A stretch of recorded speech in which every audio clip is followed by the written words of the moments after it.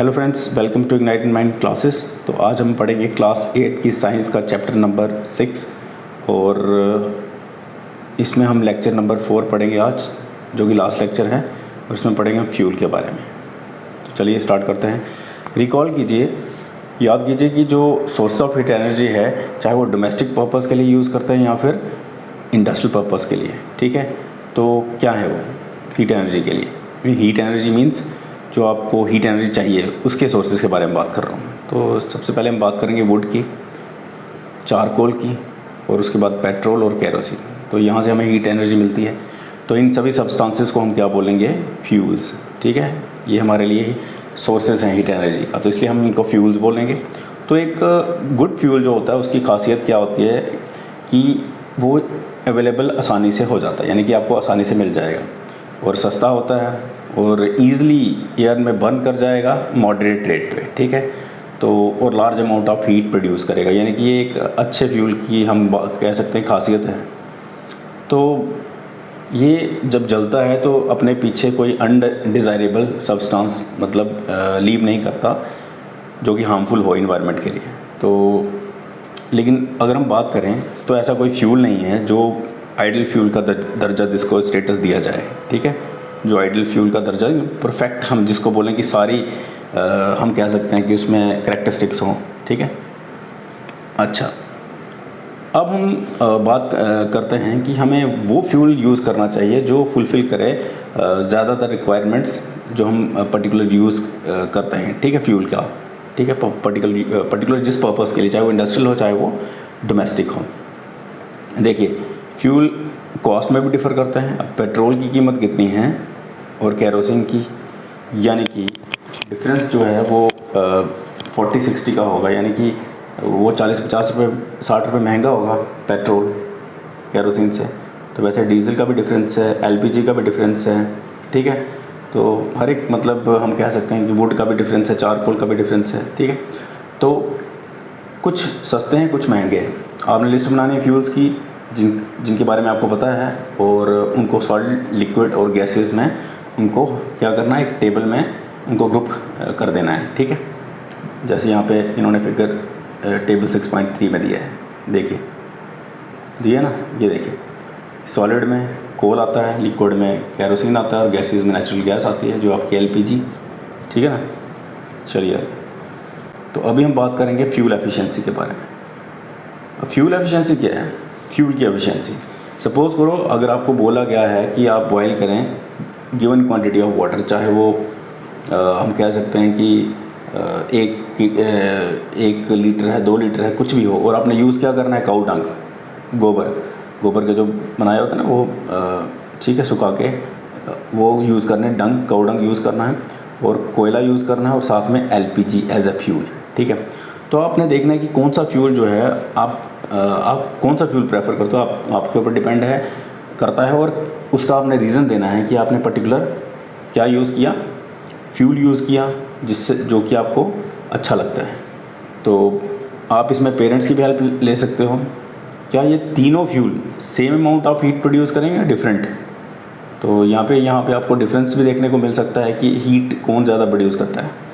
तो देखिए, amount of heat energy जो प्रोड्यूस होती है किस पर? Complete combustion of 1 kg of fuel, तो उसको बोलते हैं कैलोरीफिक वैल्यू, ठीक है। क्या बोलते हैं? Calorific value. ये देखिए, अब यहाँ पे आपको समझना पड़ेगा कि देखिए, फ्यूल कोई भी हम जलाएं तो हमें मैक्सिमम हीट चाहिए, तभी तो मतलब कि हमारा खाना बनेगा, तभी तो हमारी मतलब कि हर एक जो मतलब कि जो जैसे हम गाड़ी के लिए यूज़ करते हैं फ्यूल, खाने के लिए यूज़ करते हैं, तो तरह तरह के फ्यूल हैं, ठीक है। तो मतलब कहने का वो अमाउंट ऑफ हीट एनर्जी जो प्रोड्यूस होती है 1 kg फ्यूल को क्या करने के बाद, मतलब बर्न करने के बाद, तो वो हम बोल सकते हैं उसकी एक कैलोरीफिक वैल्यू है। यानी कहने का मतलब कि जो हीट एनर्जी प्रोड्यूस होगी उस फ्यूल को जलाने के बाद, कितना फ्यूल? 1 kg, तो वो उसको बोलेंगे उसकी कैलोरीफिक वैल्यू, ठीक है, उसी फ्यूल की कैलोरीफिक वैल्यू।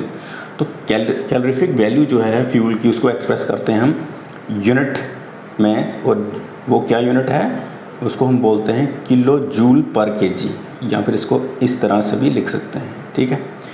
तो कैलोरीफिक वैल्यूज़ जो है कुछ फ्यूल्स की ये टेबल में दी गई हैं, ठीक है।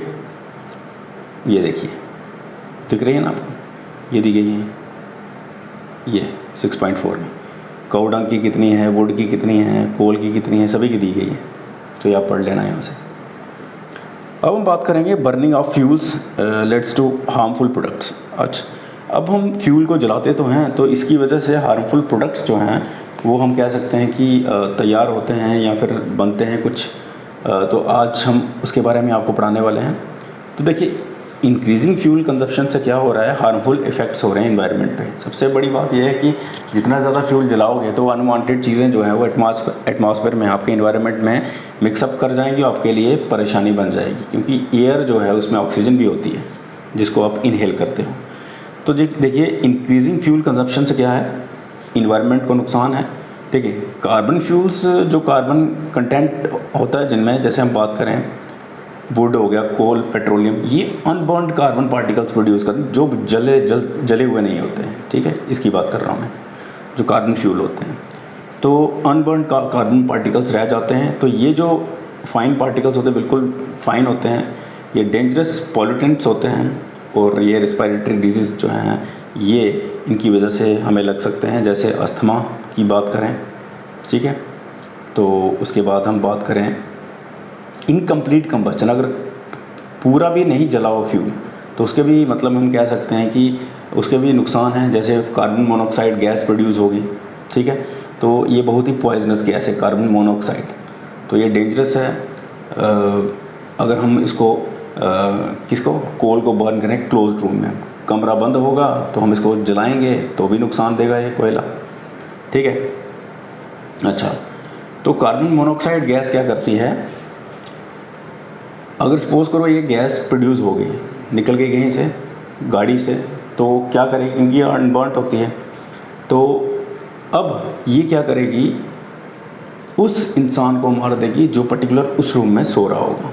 जैसे आपने किसी रूम में सो रहे हैं, ठीक है, तो उसी रूम में अगर ये कार्बन मोनोऑक्साइड आती है तो फिर समझ लो कि आपके लाइफ के लिए थ्रेटनिंग है। अच्छा,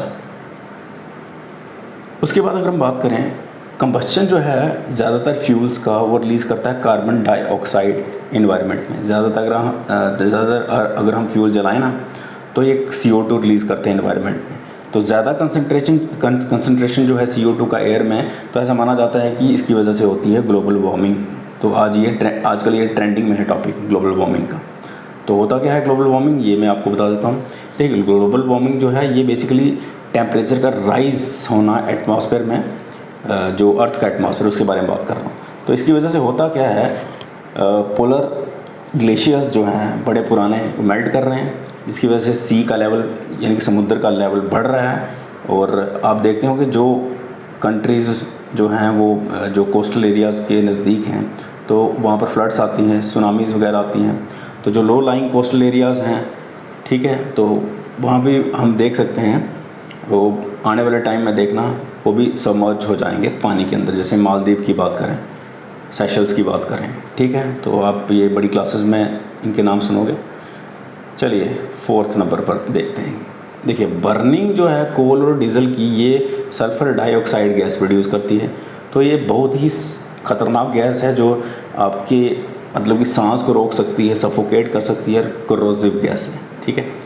इसके अलावा पेट्रोल इंजन जो है वो क्या प्रोड्यूस करता है, गैसियस ऑक्साइड्स नाइट्रोजन के, और ऑक्साइड्स जो हैं सल्फ़र के और नाइट्रोजन के डिज़ोल्व कर जाते हैं रेन वाटर में और एसिड फॉर्म करते हैं। फिर से सुन लो, जो ऑक्साइड्स होते हैं सल्फ़र के और नाइट्रोजन के, इसके ऑक्साइड्स सल्फ़र और नाइट्रोजन के, ये डिज़ोल्व कर जाते हैं रेन वाटर में और फॉर्म करते हैं एसिड। तो एसिड रेन जो है उसको हम बोलेंगे एसिड रेन। कौन सी रेन? Acid rain. तो ये बहुत ही हार्मफुल है, खासकर क्रॉप्स के लिए, बिल्डिंग्स के लिए भी ख़तरनाक है और सॉइल के लिए भी। तो अगर हम बात करें अभी, तो जो यूज़ है डीजल और पेट्रोल का एज फ्यूल्स गाड़ियों में, तो इसको हमने रिप्लेस किया है। इसकी जगह रिप्लेसमेंट किया है CNG यानी कि कंप्रेस्ड नेचुरल गैस। तो कई शहरों में ये CNG वाली गाड़ियाँ चल रही हैं और ये कम अमाउंट जो है हार्मफुल प्रोडक्ट्स का प्रोड्यूस करती हैं, वेरी हम कह सकते हैं छोटी सी मात्रा में, तो एक क्लीनर फ्यूल भी माना जाता है इसको। ठीक है, तो देखिए यहाँ पर हमारा चैप्टर ख़त्म हो गया। तो नेक्स्ट न्यू चैप्टर जो है वो कल पढ़ाया जाएगा। तो तब तक के लिए जय हिंद।